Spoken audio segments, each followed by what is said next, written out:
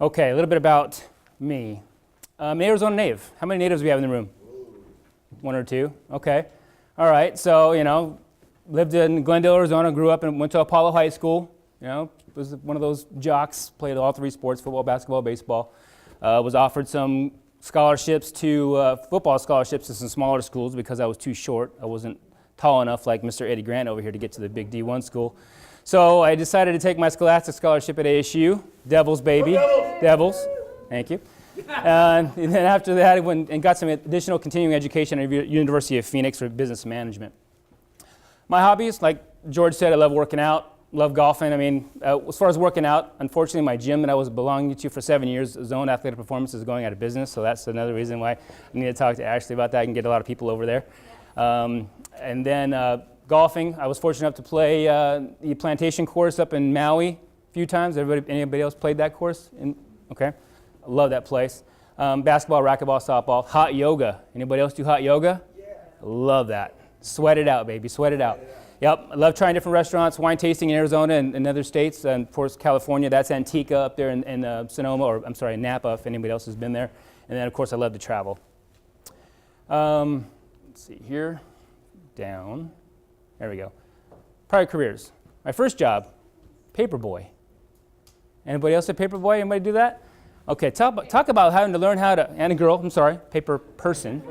Yeah, talk about having to learn. Could you do that now? Kids could do that now. They have to go door to door and collect money from people it's a lot different than now, right? Okay. Yeah. So I started with Smitty's grocery store here in the Valley. Now they're called Fry's Marketplace. I started in 1985. I started as a carryout, worked my way up to a store manager. And then after doing that for about 4 years as a store manager, I realized 80 hours a week was not a way to live a life. Couldn't do anything at home. I couldn't spend any time with my daughter when I had her in 1988. Then after I left Smitty's, I went to US West Quest, and Barbara can attest to that. She was there. We were there at the same time. She actually left a year after I did. Tell you what, it was fun at US West Quest selling caller ID, voicemail, cell phones to people. I tell you what, though, they paid us well for that. They actually sent us on a lot of trips to different parts of the country and actually around the world, to Cancun, Hawaii a few times. And then my claim to fame was that I won a trip to Europe on the Concorde. I went to Paris and London. That was something else. After I left Quest, I went to Sprouts Farmers Market, back into retail, glutton for punishment. I was there for about a year and a half, and I really wish I would have stayed there because I would have bought stock and I would have been able to retire by now. When they went public, yeah, a lot of people retired. So unfortunately, it wasn't me. But after that, I was fortunate enough to know the managing partner, Rudolph and Hammond, Mr. Paul Rudolph. He had known my career path, and he was looking to hire someone to head up his marketing division. They just won a big case against one of the tire companies, and he decided to kind of be an innovator and hire a marketing person to head up his law firm. And he reached out to me and made me an offer I couldn't refuse, so I started with Rudolph and Hammond. A little bit about my family. Top left, that's my daughter Carissa. She's 28. She is the best part of me and probably the brightest star in my life. Only thing I do not appreciate about her is that she went to U of A. Yeah, we were a house divided, but the only reason why she went there is because they had a pre-med curriculum, which we didn't have at ASU. Top right, that's my mom and dad. They're both retired now. My dad was in retail. He actually was with Sprouts and had stock. And then my mom, she retired from communications. So, and then on the bottom right, that's my brother Gabriel. He's actually a store manager with Sprouts. Kind of seeing the similarity. We all kind of stick together with his wife Emily. And then on the bottom left are my partners in crime, Sophia, Sancho, and Manola. Those are my chihuahuas. That's just me and the three of them in my house, and we have a great time every day. Okay. All right, let's talk about Marquez Development Group a little bit. I've been referring to accident injury cases to the law offices of Rudolph and Hammond for over 13 years. Like I said before, I was actually originally an employee of Rudolph and Hammond. I was with them for about 6 years, and then the managing partner, Paul Rudolph, and I had a discussion, and we decided that we decided that it'd be best if I started my own S-Corp and create my own entity, and thus became the marketing arm for Rudolph and Hammond. Since then, and I've signed over 300 cases with them. In those cases have resulted in over $8 million in settlements for those clients. So has amazing success with Rudolph and Hammond. The kind of cases we refer, and I say we because it's not just me, it's all of us, right? So this is what we're looking for. We're looking for this: automobile accidents, motorcycle accidents, aircraft, dog bite, bicycle, wrongful death, product liability, nursing home negligence, sexual harassment, and medical malpractice. I'm glad Dr. Retz isn't here because I wouldn't want to offend her in any way, but medical malpractice is huge. Unfortunately, it happens, and you don't want to be in that kind of situation, but it does happen.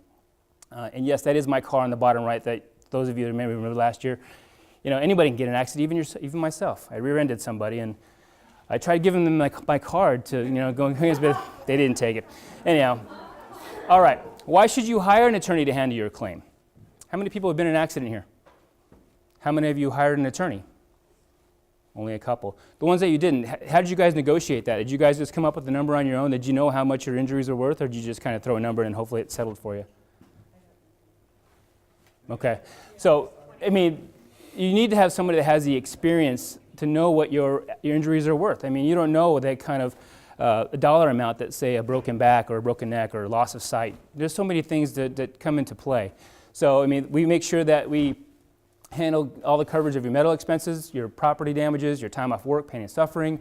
We communicate with all the insurance claims adjusters and medical providers, so you don't have to. We take that stress away.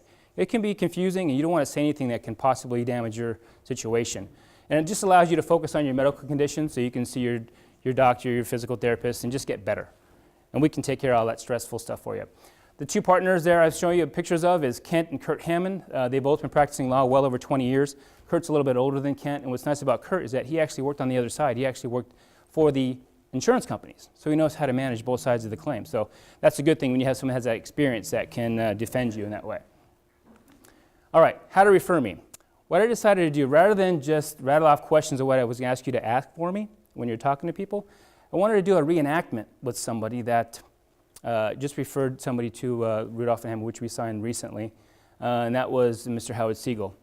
He did a Uber pickup, or it was a Lyft driver pickup, and I wanted to have him do a reenactment with Ken Adams, so you can actually see. Sometimes it can be uncomfortable when you're talking to somebody about how to refer me. It's a difficult situation. You see somebody in a neck brace or something. How do you approach them? How do you talk to them about that? So I just want to do a little thing with you guys, if you don't mind, if you step up here and just kind of do a little reenactment of how Howard's Lyft driving experience went. Driver. I'm sorry. Yeah. You don't mind? Wherever you want to come up here. Sure. Can I be the other car that gets Ken out? Yeah. You're picking me up. All right. Welcome to Phoenix. I'm Ken, your Lyft driver.